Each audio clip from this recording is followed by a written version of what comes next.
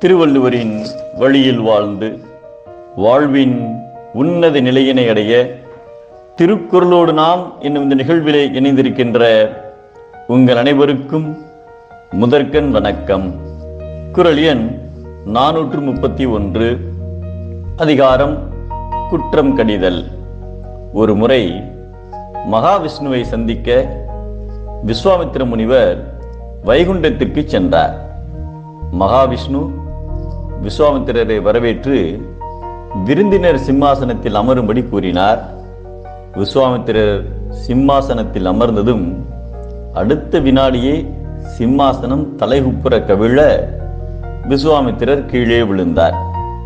விஸ்வாமித்திரர் ஒன்றும் புரியாமல் மகாவிஷ்ணுவை பார்த்தார். அப்போது மகாவிஷ்ணு, மகரிஷி அவர்களே, ஏதோ தவறு நடந்துள்ளது, கவனித்து அமருங்கள் என்றார்.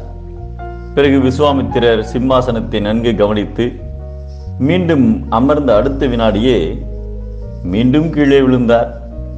அப்போது மகாவிஷ்ணு, நான் தான் கவனித்து அமரும்படி கூறினேனே, அதோ பாருங்கள் என்று தூரத்தில் ஓர் அழகிய சிம்மாசனத்தில் அரிச்சந்திரன் ஆழ்ந்த தியானத்தில் அமர்ந்திருந்ததை காட்டினார். சத்தியத்துக்கு முன்னால் அசத்தியம் எவ்வாறு அமர முடியும்?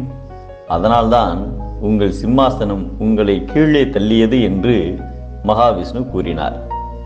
விஸ்வாமித்திரர் நீண்ட காலத்திற்கு முன்பு நடந்த நிகழ்ச்சியை நினைத்து பார்த்தார். அப்போது மகாவிஷ்ணு, ஒருமுறை இந்திரலோகத்தில் தேவர்களும் முனிவர்களும் அயோத்தி நாட்டு அரசர் அரிச்சந்திரனின் பெருமைகளை கூறிய போது, நீங்கள் அரிச்சந்திரனை ஒரே ஒரு பொய்யை மட்டுமாவது கூற வைக்கிறேன் என்று சபதம் செய்து மண்ணுலகிற்கு வந்து பல்வேறு மாயாஜாலங்கள் செய்து பல துன்பங்களை கொடுத்தீர்கள். மனைவி, மகன், நாடு என்று அனைத்தையும் இழந்த பிறகு கூட பொய் கூற மாட்டேன் என்று உறுதியுடனும் பொறுமையுடனும் மண்ணுலகில் வாழ்ந்து காட்டிய அரிச்சந்திரன் மும்மூர்த்திகளின் ஆசை விட்டு இன்று வைகுண்டத்தில் அமர்ந்திருக்கிறார். அவரை பாடாய்படுத்திய உங்களுக்கு இந்த சிம்மாசனம் எப்படி அமர இடம் கொடுக்கும் என்று கேட்டார். உடனே தான் செய்த தவறை மன்னிக்கும்படி மகாவிஷ்ணுவின் காலில் விழுந்து வணங்கினார் விஸ்வாமித்திரர். இந்த பாவத்தை போக்க ஒரு ஆணையும் பெண்ணையும் தம்பதிகளாக சேர்த்து வைத்து பிரயாச்சித்தம் செய்யுங்கள் என்று கூறினார் மகாவிஷ்ணு.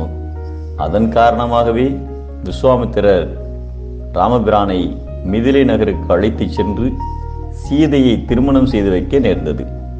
ஆணவம், கோபம், அற்பத்தன்மை ஆகிய குணங்கள் இல்லாதவருடைய செல்வாக்குதான் மதிக்கத்தக்க நிலையை அடையும் என்பதை செருக்கும் சினமும் சிறுமையும் இல்லார் பெருக்கம் பெருமித நீர்த்து என்கிறார் நம் தெய்வப்புலவர் திருவள்ளுவர்.